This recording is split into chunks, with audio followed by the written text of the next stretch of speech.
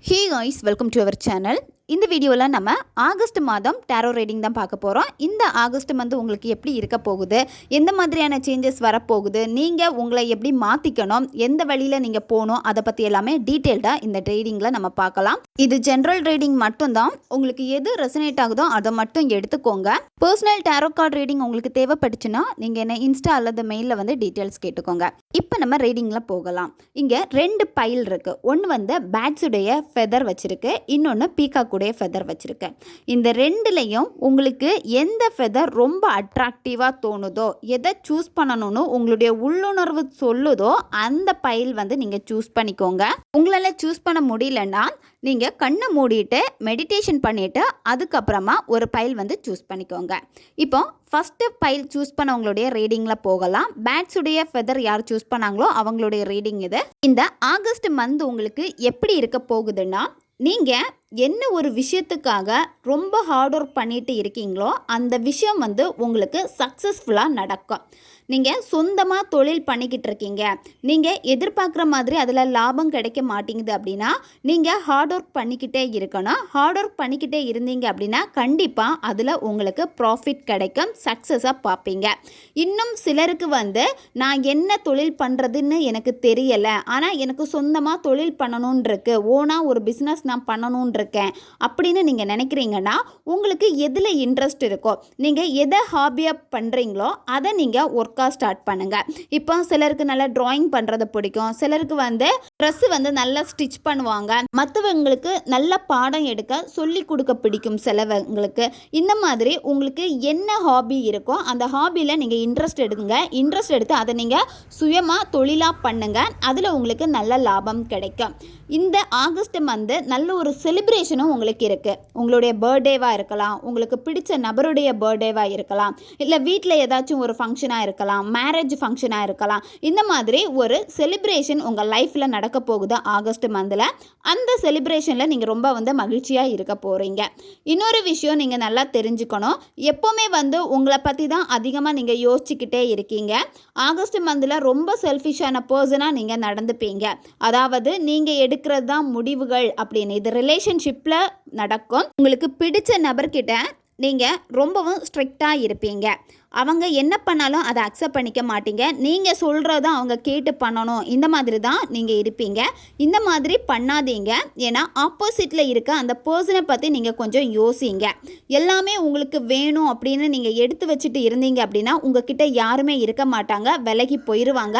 அதனால் கொஞ்சம் நீங்கள் அட்ஜஸ்ட் பண்ணி விட்டு கொடுத்து எல்லாம் போகணும். உங்களுக்கு பண வரவு எப்படி இருக்கும்னா, நீங்கள் ஹார்ட் ஒர்க் பண்ணுறதுல தான் அந்த பணம் உங்களுக்கு கிடைக்கும். நீங்கள் ஒர்க் பண்ணாமல் இருந்துட்டு எனக்கு பணம் வேணுமே அப்படின்னு இருந்தீங்கன்னா அந்த பணம் கிடைக்காது. நீங்கள் செய்யக்கூடிய வேலையை நீங்கள் கரெக்டாக செஞ்சீங்க அப்படின்னா அதுக்கான பணம் வந்து உங்களுக்கு வந்துக்கிட்டே தான் இருக்கும். நீங்கள் கொஞ்சம் எஃபர்ட் போடணும். எஃபர்ட் போட்டால் தான் நீங்கள் எக்ஸ்பெக்ட் பண்ணுற மாதிரி அமௌண்ட்டை வந்து நீங்கள் எடுக்க முடியும். இந்த ரீடிங் வந்து பாய்ஸ் பார்த்துட்டு இருக்கீங்க அப்படின்னா நீங்கள் விரும்பக்கூடிய பர்சன் அவங்க பொண்ணாக இருந்தாங்க அப்படின்னா நீங்கள் எக்ஸ்பெக்ட் பண்ணுற மாதிரி அவங்கக்கிட்ட இருந்த எமோஷ்னல் எக்ஸ்ப்ரெஷன் உங்களுக்கு கிடைக்காது. அதாவது நீங்கள் அவங்களுடைய லவ்வுக்கு ரொம்ப ஏங்குவீங்க, அவங்க ரொம்ப பேசணும், இந்த மாதிரியெல்லாம் நீங்கள் எக்ஸ்பெக்ட் பண்ணுவீங்க. ஆனால் ஆப்போசிட்டில் இருக்க பர்சன்கிட்ட இருந்து அது உங்களுக்கு கிடைக்காது, கொஞ்சம் டல்லாக தான் இருக்கும். நீங்கள் வந்து நல்ல ஒரு லேடிக்கிட்ட நீங்கள் டிசிஷன் கேளுங்க. இப்போ உங்கள் வாழ்க்கையில் வந்து சில முடிவுகள் உங்களால் எடுக்க முடியாமல் இருக்குது அப்படின்னா நல்ல ஒரு லேடிக்கிட்ட வந்து நீங்கள் கேட்டீங்க அப்படின்னா அவங்க உங்களை நல்லா சஜஸ்ட் பண்ணுவாங்க. அது உங்களுடைய அம்மாவாக இருக்கலாம், இல்லை உங்களுடைய அக்காவாக இருக்கலாம், தங்கச்சியாக கூட இருக்கலாம், இல்லை உங்களுடைய ஃப்ரெண்டாக இருக்கலாம். இந்த மாதிரி உங்ககிட்ட யார் நல்லா பேசுவாங்களோ, யார் உங்களுக்கு நல்லா சப்போர்ட் பண்ணுவாங்களோ அவங்க கிட்ட இருந்து நீங்கள் நல்ல ஒரு டிசிஷன் எடுக்கலாம். ரிலேஷன்ஷிப்னாலே வந்து நீங்கள் ஸ்டக் ஆகி நிற்பீங்க. ஆல்ரெடி நம்ம சொன்ன மாதிரி அந்த நபர் வந்து உங்கள் பேச்சை தான் கேட்டு நடக்கணும். செல்ஃபிஷாக நீங்கள் நடந்துக்கிட்டீங்க அப்படின்னா அந்த பர்சன் உங்களை விட்டு விலகணும்னு தான் நினைப்பாங்க. இதனாலேயே உங்களுக்கு டிப்ரெஷன் எல்லாமே வரும். ஸோ அதனால் நீங்கள் அந்த தப்பை வந்து பண்ணாதீங்க. நீங்கள் ஆகஸ்ட் மந்தில் வேறு வேறு பிளேஸுக்கு வந்து ட்ராவல் பண்ணுற மாதிரி இருக்கு. ஒர்க் ரிலேட்டடாக நீங்கள் போகலாம், இல்லை ட்ராவல் பண்ணலாம். உங்களுக்கு பிடிச்ச மாதிரி ஏதாவது ட்ரிப்பு நீங்கள் அரேஞ்ச் பண்ணி வச்சுருக்கீங்க அப்படின்னா நீங்கள் ஆகஸ்ட் மந்தை போயிட்டு வருவீங்க. உங்களுடைய பிஸ்னஸ் எல்லாம் ரொம்ப சூப்பராக போகும். இந்த டிப்ரெஷன்னாலேயே உங்களால் எதுலேயுமே வந்து கவனம் செலுத்த முடியாது. இப்போ நீங்கள் ஒர்க் பண்ணிகிட்டு இருந்தால் கூட அந்த இடத்துல உங்கள் மைண்டு வந்து வேறு எதையாவது யோசிச்சுக்கிட்டே இருக்கும். ஸோ இதை நீங்கள் மாற்றுங்க. இதை மாற்றணும் அப்படின்னா நீங்கள் நல்லா வந்து மெடிடேஷன் பண்ணுங்கள். அடிக்கடி கோவில் கோவிலுக்கெல்லாம் போயிட்டு வாங்க. இந்த மாதிரி நீங்கள் பண்ணுறப்போ அந்த டிப்ரெஷன் வந்து உங்களுக்கு குறையும். உங்களுடைய மைண்டு வந்து டிப்ரெஷனு போகாது, எதை பற்றியுமே வந்து யோசிக்காது. உங்களுக்கு மேரேஜ் ஆகிடுச்சு, பேபி இல்லை, பேபிக்காக வெயிட் பண்ணிகிட்டு இருக்கீங்க அப்படின்னா உங்களுக்கு பேபிக்கான வாய்ப்புகள் வந்து நிறையவே இருக்குது இந்த ஆகஸ்ட் மந்தில். இப்போ உங்களுக்கு குழந்தை இருக்குது அப்படின்னா அந்த குழந்தையினால தான் உங்களுக்கு நல்ல ஒரு சந்தோஷம் கிடைக்க போகுது. உங்களுக்கு ஆசீர்வாதங்கள் எல்லாமே நிறையவே இருக்குது. உங்களுடைய பூர்வ ஜென்ம முன்னோர்களுடைய ஆசீர்வாதம் எல்லாமே உங்களுக்கு இருக்குது. அது அந்த குழந்தை மூலமாக உங்களுக்கு கிடைக்கும். ஓவரால் பார்க்க போனால் பைல் நம்பர் 1 சூஸ் பண்ணவங்களுக்கு ஆகஸ்ட் மந்த் ரொம்ப சூப்பராக போகும்.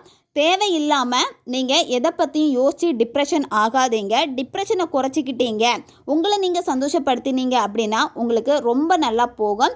அதே மாதிரி ரிலேஷன்ஷிப்பில் கொஞ்சம் விட்டு கொடுத்து போங்க. செல்ஃபிஷான ஒரு பர்சனாக இருக்காதீங்க. உங்களுடைய வேலை விஷயம்னு வரப்போ அதில் நீங்கள் செல்ஃபிஷாக இருங்க. மற்றபடி ரிலேஷன்ஷிப்பில் அவங்கள பற்றி நீங்கள் கொஞ்சம் யோசிங்க. இதுதான் உங்களுக்கு கொஞ்சம் நெகட்டிவாக இருக்குது. உங்களுடைய ஒர்க்கில் நல்லா ஹார்ட் ஒர்க் பண்ணீங்க அப்படின்னா நீங்கள் எக்ஸ்பெக்ட் பண்ணுறதை விடையுமே வந்து ப்ராஃபிட் உங்களுக்கு நல்லா வரும். இதுதான் பைல் நம்பர் 1 சூஸ் பண்ணவங்களுடைய ரீடிங். இது நெக்ஸ்ட்டு பைல் நம்பர் 2 செலக்ட் பண்ணவங்களுடைய ரீடிங்கில் போகலாம். உங்களுக்கு இந்த ஆகஸ்ட் மந்த் எப்படி இருக்கும் அப்படின்னா நீங்கள் கொஞ்சம் எமோஷ்னலாக இருக்கீங்க. அதாவது ரிலேஷன்ஷிப்பில் வந்து ஓவராக திங்க் பண்ணிகிட்டு இருக்கீங்க. ஒரு சின்ன சின்ன பிரச்சனைகள் உங்களுக்குள்ளாடி நடந்தாலுமே அதை ஓவராக வந்து யோசித்து பெருசாகி சண்டை போட்டு சண்டையிலே அந்த ரிலேஷன்ஷிப் போய்கிட்டே இருக்கும். இந்த மாதிரி பண்ணாதீங்க.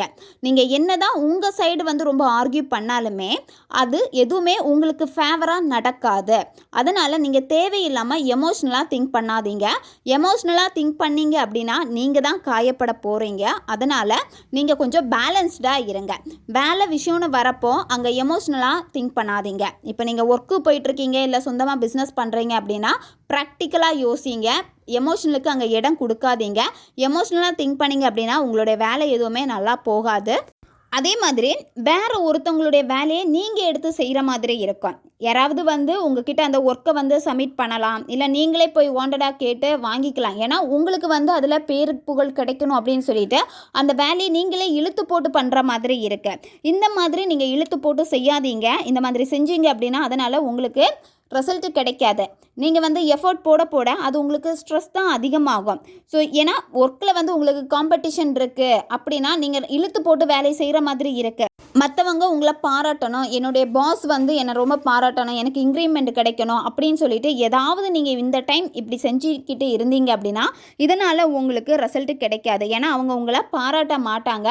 ஏன்னா நீங்கள் ஹார்ட் ஒர்க் பண்ண அங்கே எந்த விதமான ரிசல்ட்டும் இல்லாமல் போகிறப்போ நீங்கள் ஸ்ட்ரெஸ் தான் அதிகமாக ஆவீங்க. அதனால் வாயை வச்சுட்டு அமைதியாக இருங்க. நீங்களே ஒருத்தங்க கிட்ட போயிட்டு அந்த வேலையை நான் செய்கிறேன் அப்படின்னு வாங்கிட்டு நீங்கள் பண்ணீங்க அப்படின்னா அது உங்களுக்கு நடக்காது. டிசிஷன் மேக்கிங் எல்லாமே உங்களுக்கு ஸ்லோவாக இருக்கும் ஆகஸ்ட் மந்தில்.